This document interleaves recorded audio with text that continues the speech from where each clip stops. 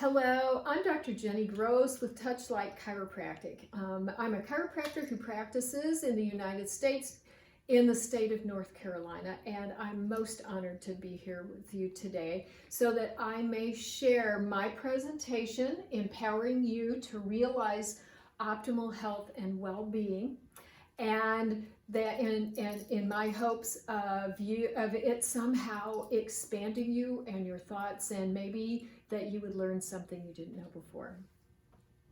Okay, so I just want to go over my 3 objectives. These are the things that I hope will come to you during our time together today. So I invite you to think of these things. So first of all, I would love to be able to shift your consciousness from any limitations to moving to that place in which you know that true and lasting change is possible in your body, and that can change your life. Secondly, I would love for you to understand the devastating effects of unhealthy neurological patterns and how they affect your health, and how making small changes can have a big impact on your health. And lastly, I would love for you to be able to share this information with your family and friends, potentially changing their lives as well. So let me tell you a little bit about myself. Again, I'm Dr. Ginni, and I'm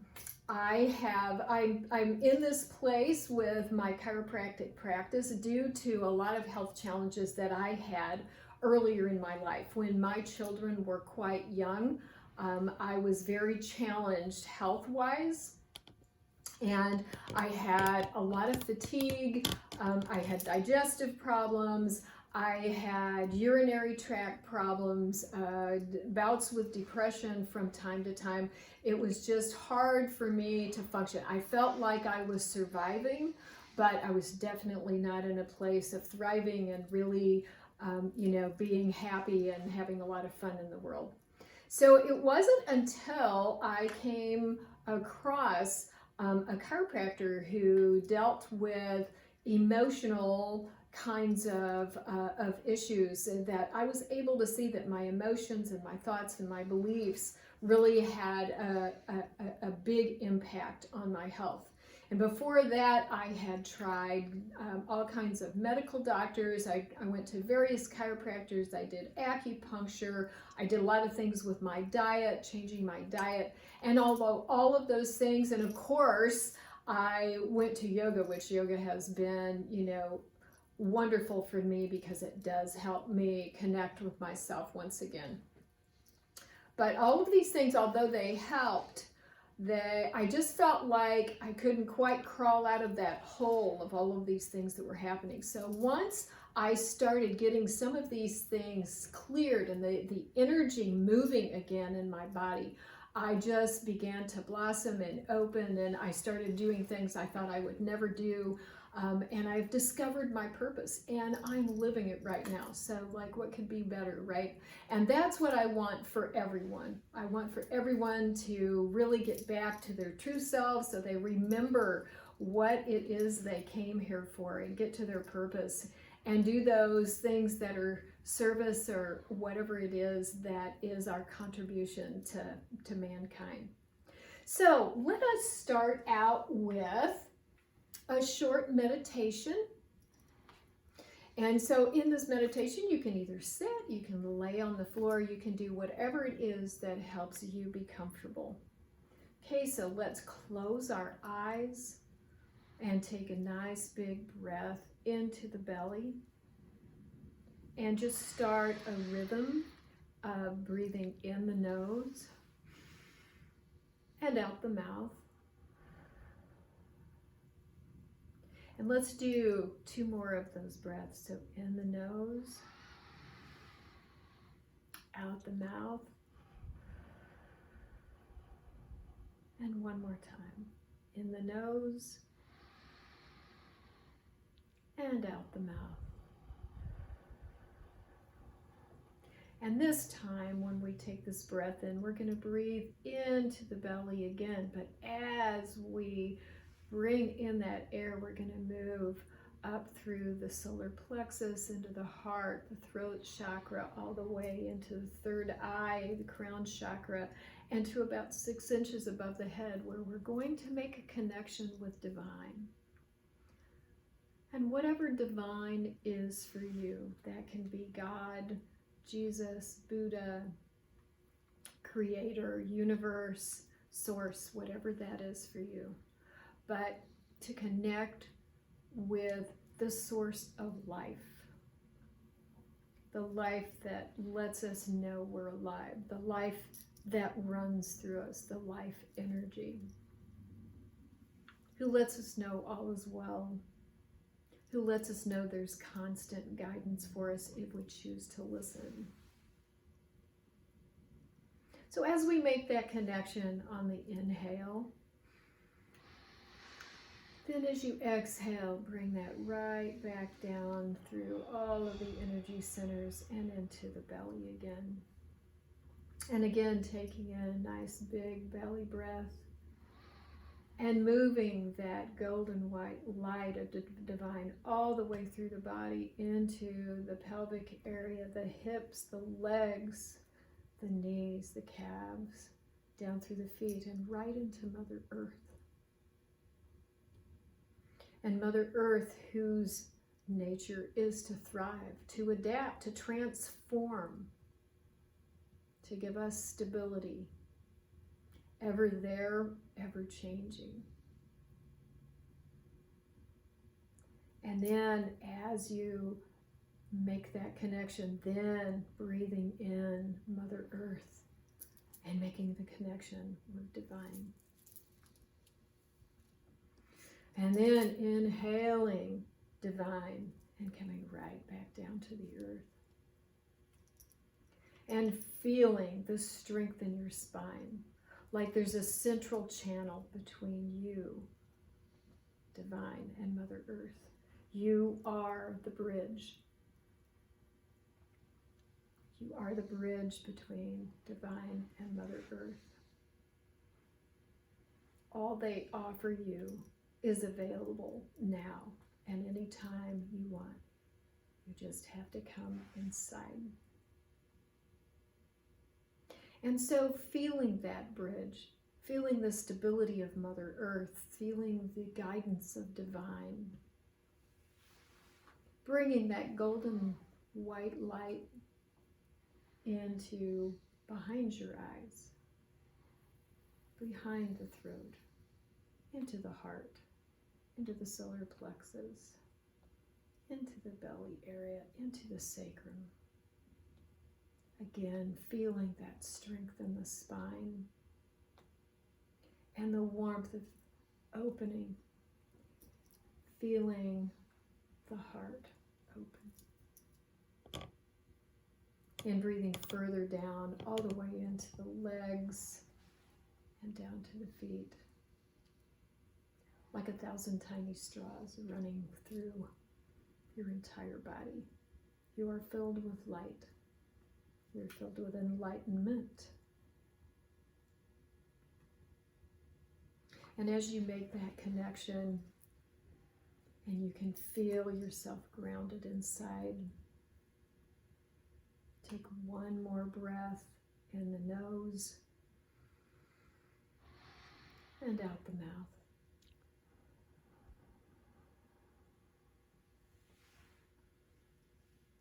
And in the energy of gratitude, coming into your body, being aware that your body is in the room, as you start to wiggle your toes and your fingers, and then open your eyes and coming back into the room. Okay, beautiful. So now that we are grounded and focused, then we can listen to some of the things, and whatever this day holds for you, that's what it holds for you. So let's move in to asking the question, are you thriving or are you just surviving? Just as I was when I was young. And how do you perceive stress? Could it be money, depression, relationships, anxiety, family challenges, children, work, divorce, losses, all of the stresses caused by the COVID-19 pandemic? The election in the USA has caused a lot over here, I know that, and the world in unrest at this time. Or shall we just say life? So we now know that stress is a worldwide epidemic. 75 to 90% of all visits to the doctor are stress related.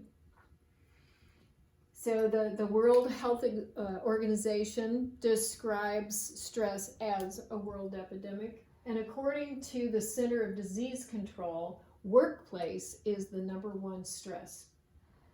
The Center for Disease Control reports that 110 million people die every year as a result of stress-related disorders, and that comes out to be 7 people every 2 seconds.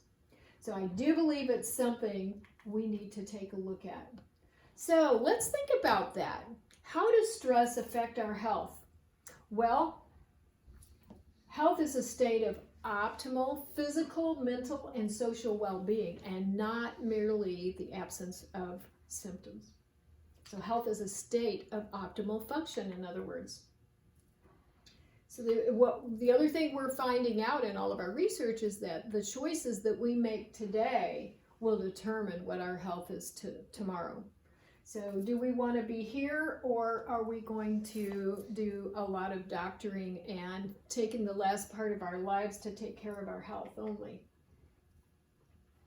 So in the United States, in less than 1 generation, the percentage of deaths due to chronic disease has exploded from 72% to 89%. We are living longer, but we are developing much more chronic disease.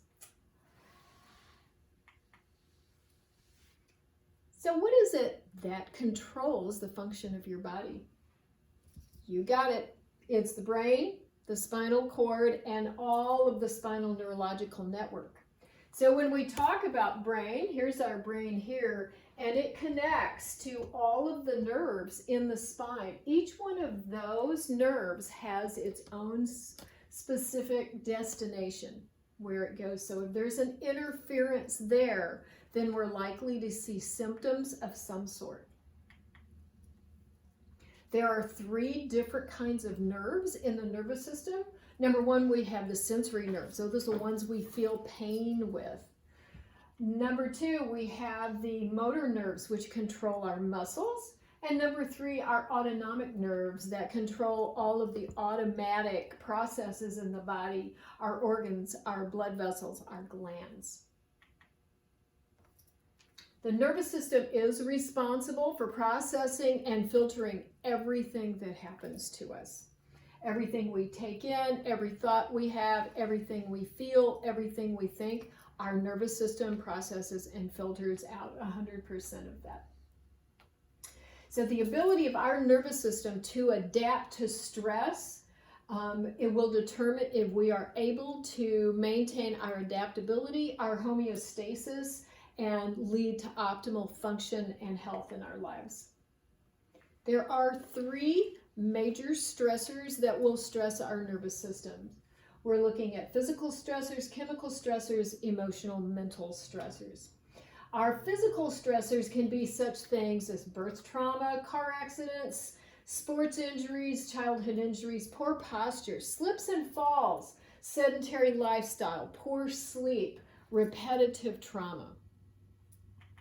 When we get to our chemical stressors, we're looking at things like alcohol, nicotine, caffeine, artificial sweeteners, drugs, processed foods, cleaning chemicals, nutritional deficiencies even. We know now that we have over 83,000 chemicals that we could be exposed to, 5,000 of them being in food.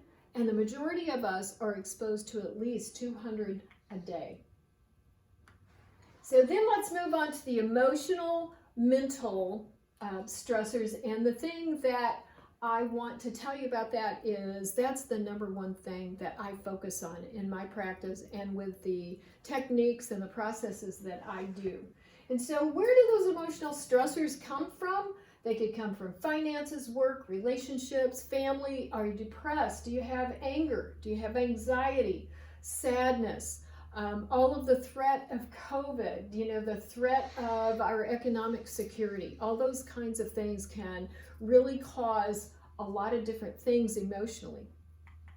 And what happens to those things? Okay, so emotional stress is considered the plague of the 21st century. So when we look at these three stresses, physical, chemical, emotional, what we know is health is internal adaptability and neurological processing. So when we have all of these stresses causing interferences within our nervous systems, we have unhealthy neurological patterns going on. So we know that the nervous system controls our body, and it controls the function of every cell, every tissue, and every organ. And the way we look at this, and one of the things that you can know is you're just thinking of yourself in this situation, is the degree of those unhealthy neurological patterns has to do with intensity. How severe is it? Number two, it has to do with chronicity. How many times and how long has this been going on? And then the number of episodes. Do you have this once a year, twice a year, once a month, once a week, twice a day? Okay, so we're looking at things like that. But what we know is that these unhealthy neurological patterns interfere with everything about our lives, and especially our body's ability to express itself. And so that can come down to us having low energy, low motivation, and physical symptoms, even pain. So chronic stress on the nervous system creates what I call dis-ease, not necessarily a condition, but where the body is not in ease and is not in flowing. So these interferences affect us in every way, physically, emotionally, mentally, the expression of our health, the expression of our human potential, the expression of our human spirit. When we have all of these interferences going on, we cannot access all of that. So if not addressed, they can actually initiate into like a downward spiral of disease. So what we are looking for, what we're all about here, is getting to that internal adaptability, which will result with health and wellness, our optimal health and wellness. So I want to talk with you a little bit about something. Hopefully this is something that you're going to learn about, the Triune brain theory, which I learned from Dr. Darren Weissman, who is the developer of the Lifeline technique, which is also a really awesome technique. And so I just want to read you a little bit about some of the things he says, because he talks about these three parts of the brain. So this is our prefrontal cortex right here. This is the neolimbic cortex here, as well as the paleolimbic, and this is our reptilian brain. So I just want to talk a little bit about those and how it is that they are connected with your health. So the neocortex is the higher consciousness, the higher cognitive functions such as rational thinking and creative expression. That is what we consider our conscious mind, which is 2 to 10% of all of our brain function. That is the only mind that is capable of choosing. And I'm going to say that again. Our conscious mind is the only mind that is capable of actually choosing. Okay, so then the limbic brain, which is down in this area right here, is the storehouse of emotion, attention, instincts, feeding, fighting, fleeing. Okay, that's when we get into the fight or flight response, and sexual behavior as well. It is the subconscious part of our minds, which is 90 to 98%, and it does not choose, it reacts. Okay, so it's another thing you could call that is the reactive mind. So based upon, the reactive mind comes up and does what it does in an effort to protect us, okay, in a moment that we couldn't protect ourselves. So it just comes up as a survival. Then we have the reptilian brain right here, which is our oldest brain, right? It's rigid, obsessive, it can be compulsive, ritualistic, and paranoid. This part of the brain also regulates all body functions, such as your heart rate, your blood pressure, your blood sugar, respiration, immunity, hormones, all of those kinds of things that we don't tell our bodies what to do. And it is also part of the subconscious mind, okay, that does not choose. This part of the brain is based upon protection, as I said, in the moment at that time. So our emotional intelligence is raised when all three parts of these brains can become integrated. So when it's integrated, healing and thriving, when that becomes our natural way of being, then we are capable of processing all of the emotions that we experience. So the limbic brain is activated into a hypnotic state as a means of survival, and that's when we have overwhelming emotional experiences.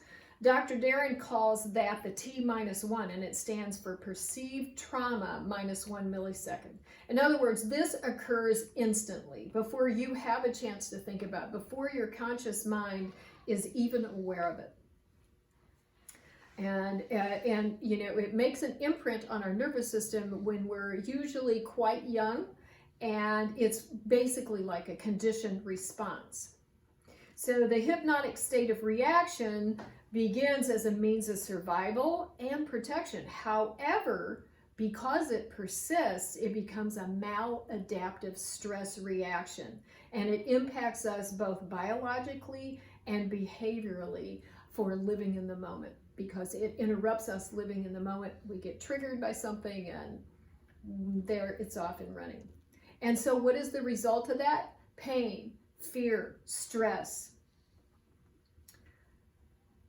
So let's see, I want to read this to you because I don't want to misquote Dr. Darren.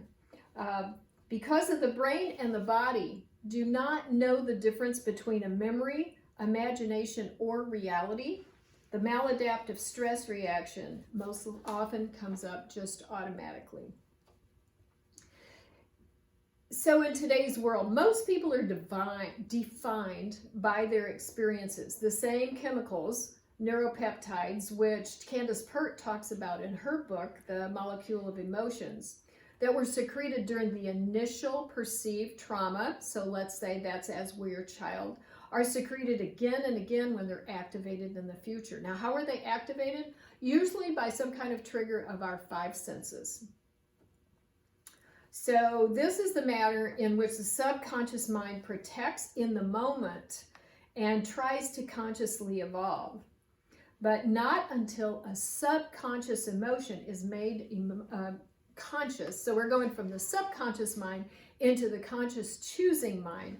Can a person begin to transform their health challenges and all of the stressful experiences? And so many times in many ways, we all have some form of PTSD.